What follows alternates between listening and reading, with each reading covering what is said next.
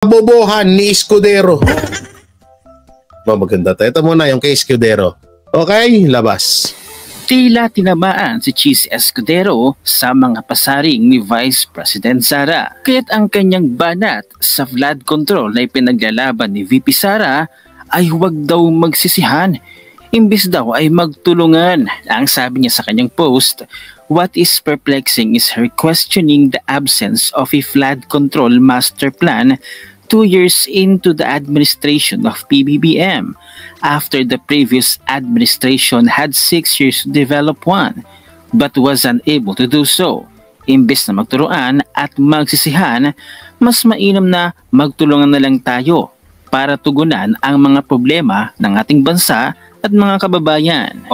Ang sabi ni Cheese Escudero, huwag daw magturo, huwag daw manisi, lalong-lalo na sa PBBM administration. Sino ba ang dapat sisihin, aber? Samantalang 3 years ago, meron pang vlog si BBM. Ang title, may solusyon sa baha. Hindi pa yata siya ng Pangulo.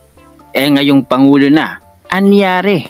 Heto pa, ang DPWH approved budget for flood management program. Heto at silipin natin under Marcos administration.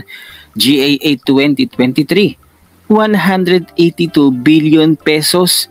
At para naman sa GAA 2024, 244 billion pesos lang naman. Umamin ang DPWH. Wala naman daw palang flood master plan. Saan napunta ang budget?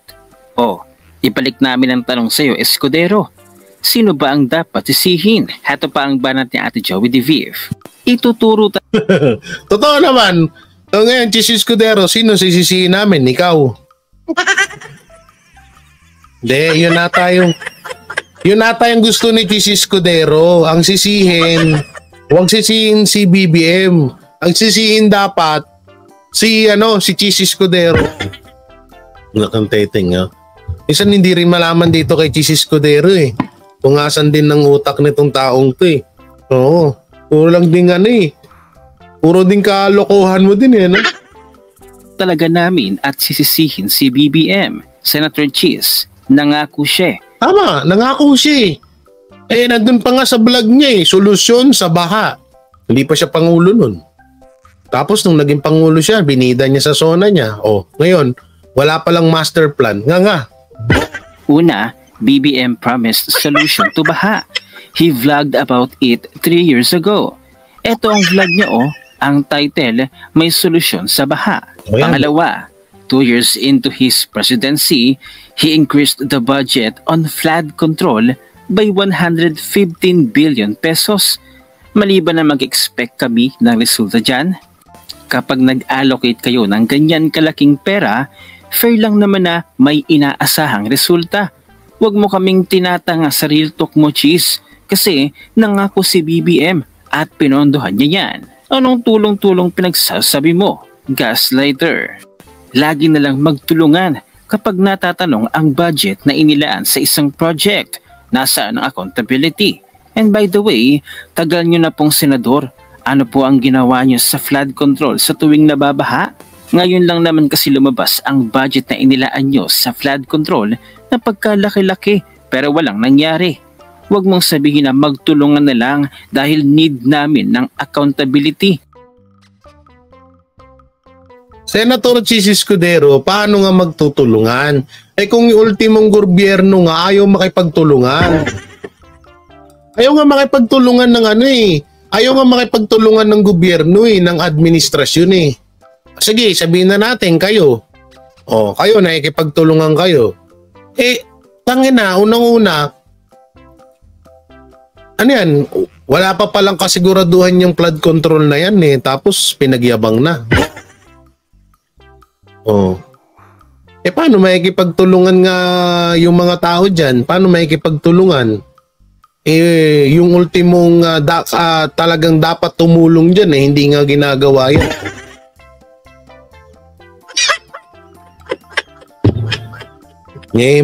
Hindi kaya pinagtatanggol mo, Senator Cheese, hindi kaya baka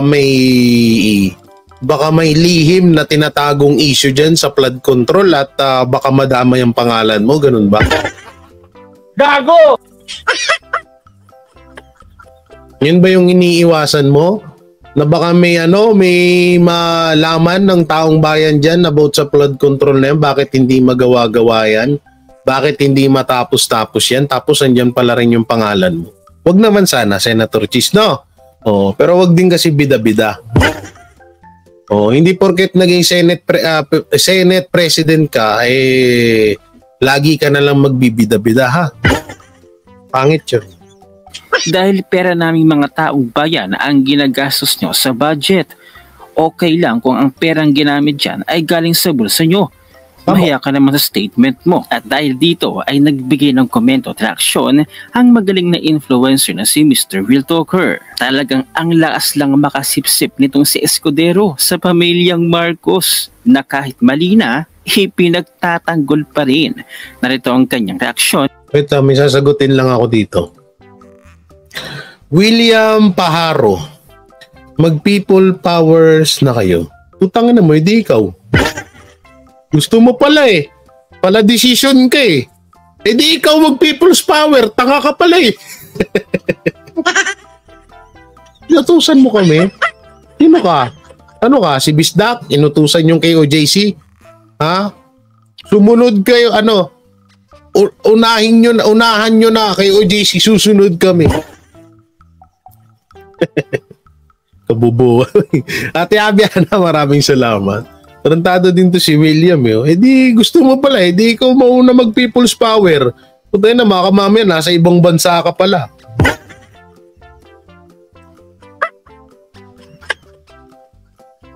Ito, paano makipagtulungan mga mayayaman yan Wala namang kakayanan ng mga tao makialam sa budget at sa implement ng project. Tama. Ang unang tutulong kasi dapat dyan, gobyerno. Lalong-lalo na ang presidente. Papangalawa lang dyan ang Senado at ang komite. No? Dahil ang mga tao, baka sabihin nyo, si BP Sara. Paano nga makikipagtulungan si BP Sara? Yun na nga Kaya pinupukaw na nga ni BP Sara na makipagtulungan ng presidente. Puro dadalang naman. Puro dadalang yung presidente natin. Wala namang nagagawa. May nagawa ba? Sige nga, bilangan nyo nga ako ng nagawa niya. O baka sabihin nyo yung mga kalsada. Oy, mga tolongges, kay PRRD pa yan ha. Panoorin natin. Tumatalim na talaga si VP Inday Sara, sabi ni Cheese Escudero. What is perplexing is her questioning the absence of a flood master plan 2 years into the administration of PBBM after the previous administration had 6 years to develop one but was unable to do so.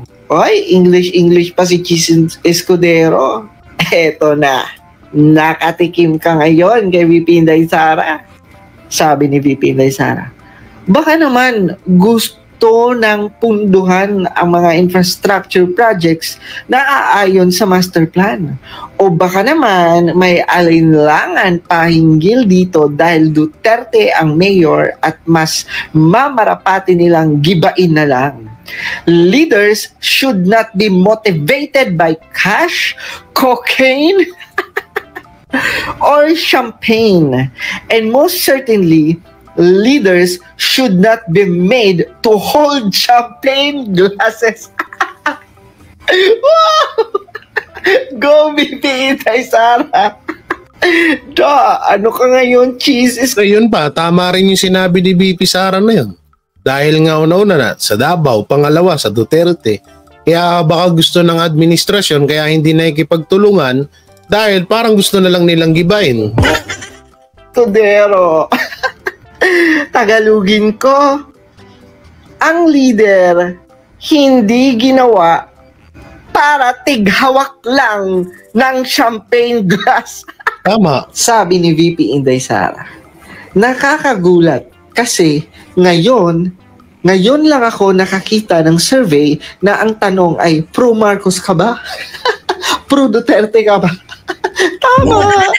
Hindi ko lang alam kung may May point naman doon si Baby Sara, no?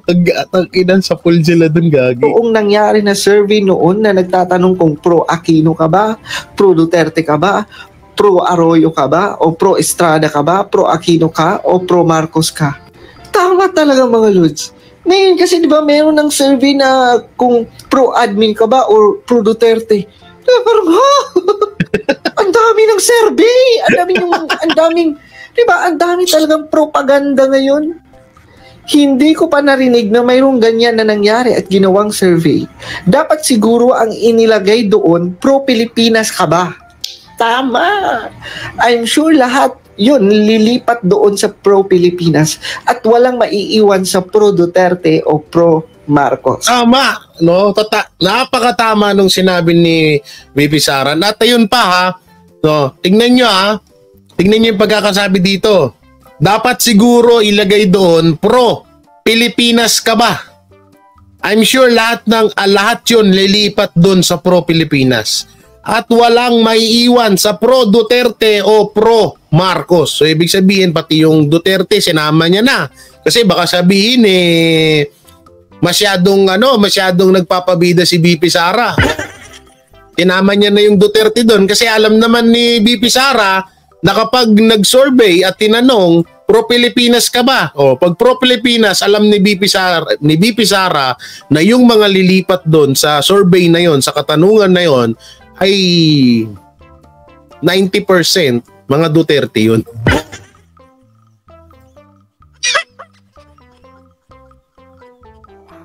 Ay, tama, di ba?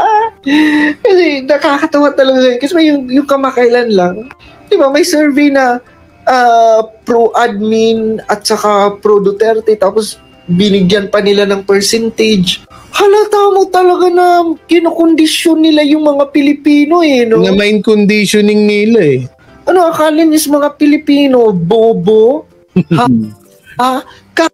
Kahit gawin nyo pa 99% yung sa survey nyo. Di ba?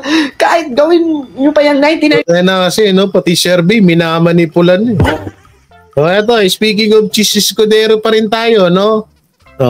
Speaking of Cheese Escudero pa rin tayo. Gustong pabawasan ni Senate President Cheese Escudero ang mga holiday sa Pilipinas. Sa dami raw kasi ng mga holiday na turn off ang mga investor na mamuhunan sa bansa. Nasa frontline ng balitang yan, si Ria Fernandez. Paano mamumuhunan sila dito? Laging ang baha. Pinag-aaralan ng Senado na bawasan ang bilang ng mga holiday sa Pilipinas. Ngayong 2024, 10 na ang regular holiday, bukod pa sa 8 special non-working holidays at iba't ibang religious observance. Bukod pa yan sa mga local holiday na ginugunita rin sa iba't ibang bayan, lungsod at probinsya. Katunayan sa Senado, may nakabinbin pa raw na panukala para sa 14 na hiwalay na local special non-working holiday. Pabor man ito sa mga empleyadong gusto ng break sa trabaho, nag-aalala naman si Senate President Cheese Escudero na nakakaapekto na ang sobrang daming holiday sa competitiveness ng Pilipinas sa larangan ng pagnenegosyo. Naku po, Senator Cheese, hindi yun doon. Alam niyo kung paano magkaroon ng maraming rito, ng mga businesses or investment sa Pilipinas? Ayusin niyo yung flood control. Lalo tag-ulan. Alam niyo, ito yung, katulad niyan, yung mga kumpanyang ganyan. Yan ang isa sa mga kinakatakutan nila. Unang-una, yung mga product nila, paano nila maidi-deliver sa mga customer nila yan. O, halimbawa, parang sardinas ata to, yung mga isda. Halimbawa, ganyan. Paano nila maidi-deliver yan sa mga buyer nila, sa mga buibili sa kanila, sa mga customer nila kung palaging baha dyan sa Metro Manila? Baka sabihin nyo, Luzon, baka sabihin nyo, Visayas, tsaka sa sa Mindanao, Oo, anak ng teteng. Magandang rin, Sir Frederick. Hindi yun dyan, palibasa kasi kayo, hindi kayo nakakaranas ng hirap ng mga nagtatrabaho sa mga kumpanya. Kailangan nila yan, yung pahinga na yan. Tapos gayon, parang babawasan nyo, kalukuhan mo.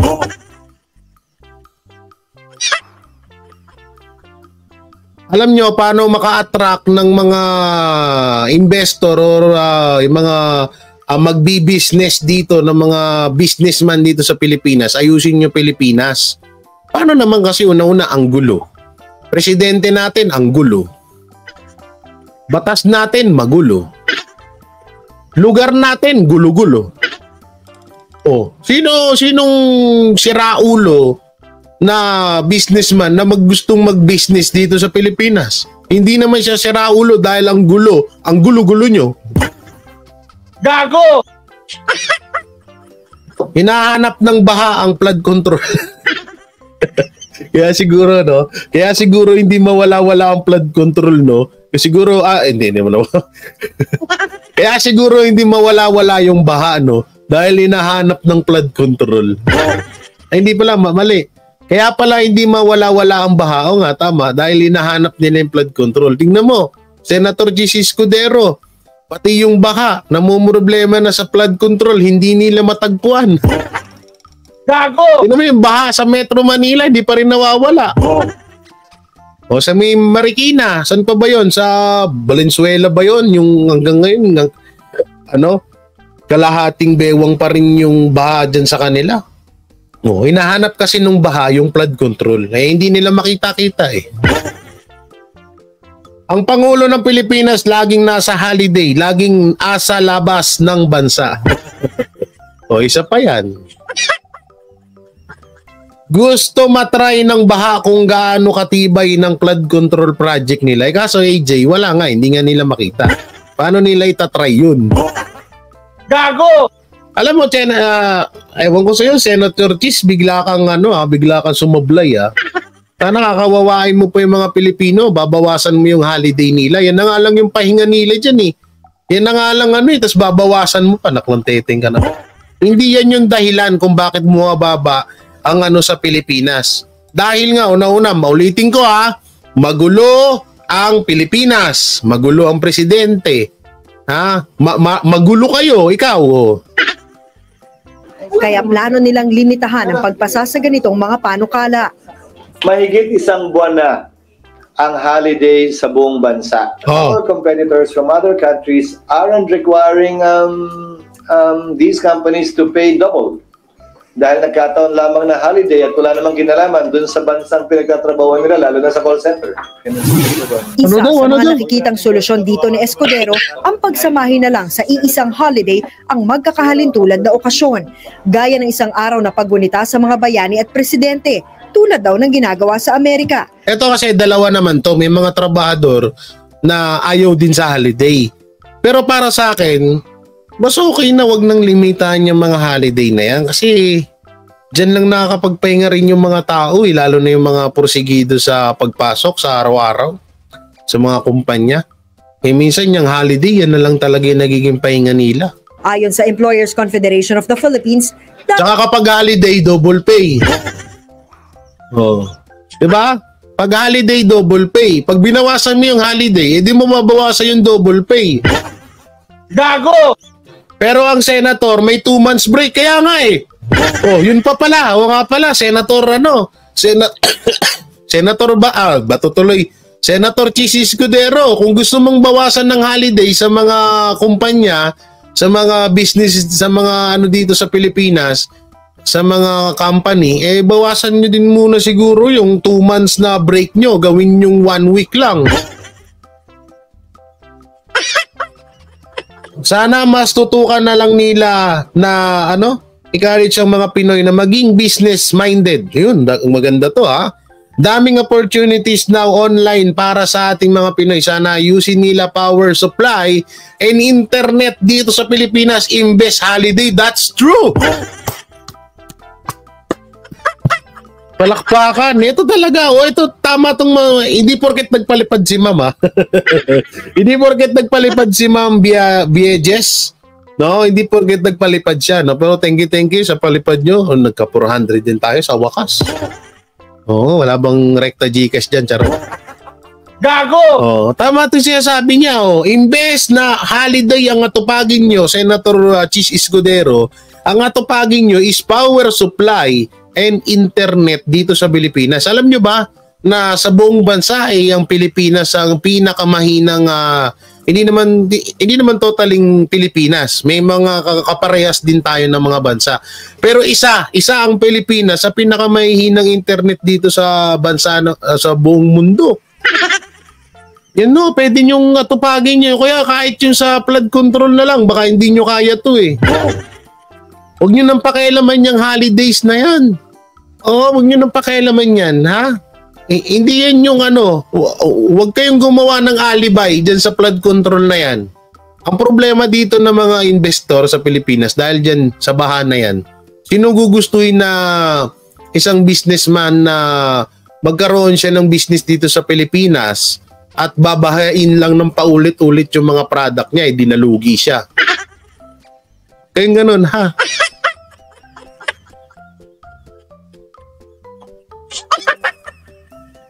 Ano daw, binigyan kita, ayaw mo naman Gcash ko. Bahala ka sa buhay mo.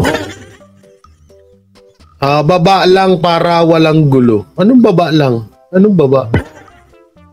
Ginawa pang 30% yung holiday ni Aquino. Oh. Ano pa yan? Sana magtatalaga ka ng ng holiday. Babawasan ni silip mo yung holiday ng mga trabador. Pero yung holiday nyo sa Senado, ayaw mo silipin. Tangina, 2 months break yan, no? Tapos pinapasahod namin kayo. Sorry po sorry kay Senator Bato, Senator Bongo, Senator Robin. Pero totoo po yun. Sana ipaunawa nyo to dyan kay Chis Escudero, no? Kung sakaling nanonood kayo ng video ko. Assuming, nanonood talaga. Na intindihin niya muna yung holiday nyo dyan sa Senado kaysa sa mga tao, sa mga trabador sa tao dito sa Pilipinas. Oo, kayo nga eh. O, ikaw nga, Chis Escudero eh. Pinapasahod namin kayo, biruin mo 2 months break kayo. O, pero tuloy-tuloy pa rin yung sahod nyo.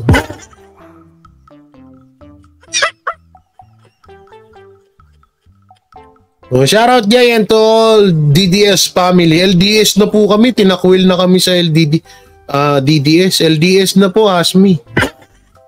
Okay. Atin na nilang sinusulong ang holiday reduction.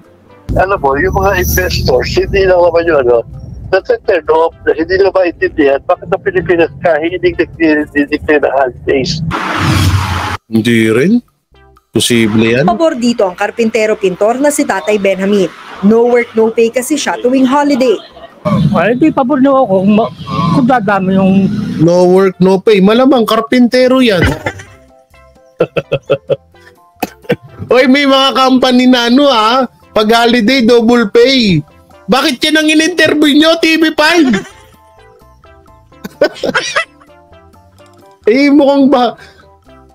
mukhang sa bahay-bahay lang to si tatay. Diba? Hindi naman to company. Ba't ito yung in-interview nyo? Ay, naku po. Sorry tatay pero karpintero. Ako rin po, karpintero ako. Nagpipintor din po ako. Wala po talagang double pay pag holiday dyan dahil hindi ka naman talaga papapasukin dyan. Dapat ang in-interview nyo yung mga company worker. TV5, ano na nangyayari sa inyo? Ba't kailan ka ganyan?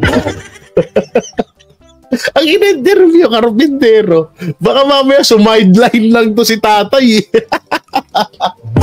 Siyempre, alam niyo yung mga ganito, lalo't may mga edad na ng mga construction worker. Ako, dating construction worker ako.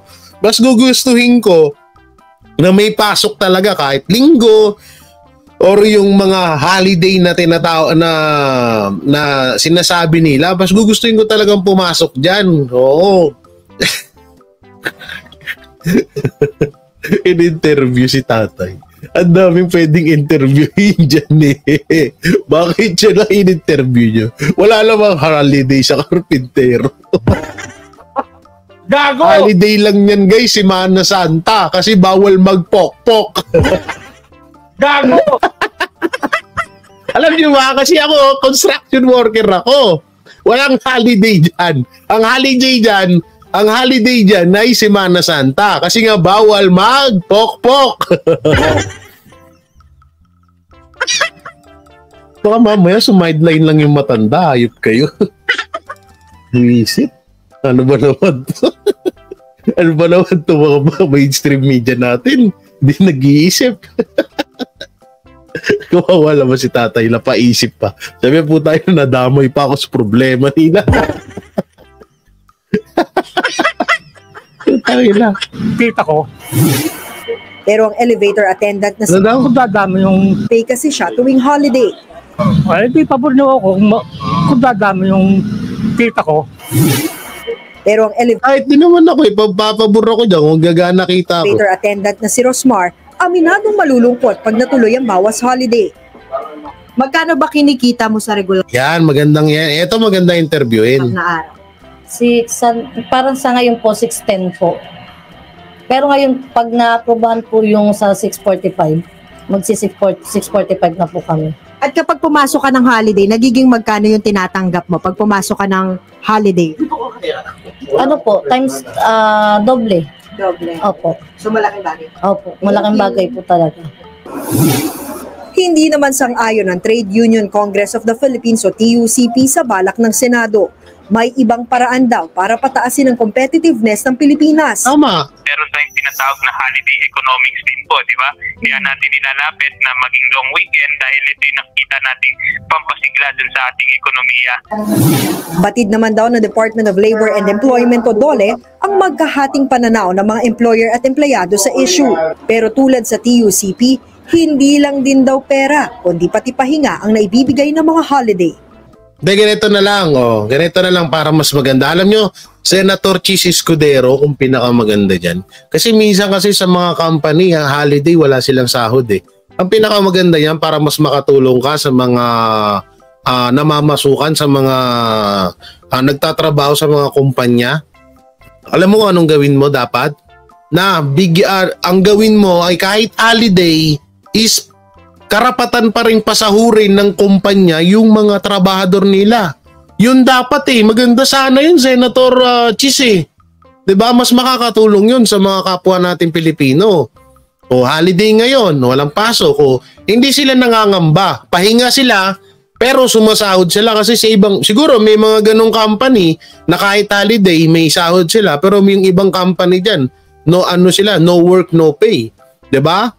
Kung yun sana yung inatupag nyo na, ganito, yung mga kumpanya dyan, kahit holiday, kailangan yung bayaran ng mga trabahador nyo. Karapatan nyo. Ang ganda nun sana, Chisen. Gusto mo magpalit tayo? Ako na lang maging senator, ikaw na lang maging vlogger. parang mas napapaisip pa ako sa'yo. Hindi, joke lang, Senator Chis. Makasuhan ako. Hindi totoo naman May mga kumpanya po na hindi nagbabayad. Siyempre holiday, katwiran nila. Pero napakaganda ipatupad. Ipatupad sa Pilipinas na yung mga company ay bayaran nila kahit man lang siguro, hindi na siguro, halimbawa, minimum or above minimum yung pasahod sa mga trabahador nila. Kahit man lang sana kalahati. Tuwang-tuwa na yung mga trabahador nun. Diba? Holiday. Kahit papano. Yung tinulog mo sa bahay mo ay may kita ka pa rin kahit kalahati man lang sa sahod mo. Napakalaking bagay nun. Eto. Sa amin nga dito, Jay, bihira lang holiday sa ospital dito sa Riyadh. Dito kayod sa work 12. Hindi. Diyan naman kasi, iba naman kasi sa ibang bansa. Tama naman po yung sinabi niyo, Ma'am Sir June, June Petisa. June. Fine. June, babae, lalaki nga ba? Wala nga. Iba naman po kasi dyan. Alam nyo kasi dito sa atin, holiday nga, pero walang pasahod. Boss J, di lang internet, manggurgur pa ang social media. Ayan pa. Wala ka talaga kwenta. Nainis ako sa mga sinabi mo. Nainis ka pa sa mga sinabi ko. Hindi ka siguro nagtatrabaho. Para sa akin, gusto ko yun holiday, tapos kahit man lang sa kalahating, halimbawa 6:30 ang araw ng isang empleyado, gawin mong yung holiday, sahuran mo siya ng 3:15. Di ba malaking bagay na yun para sa isang empleyado. Yun dapat. Kaso bobo to si Angelito de Yoso. Masama daw, wala daw kwenta sinabi ko.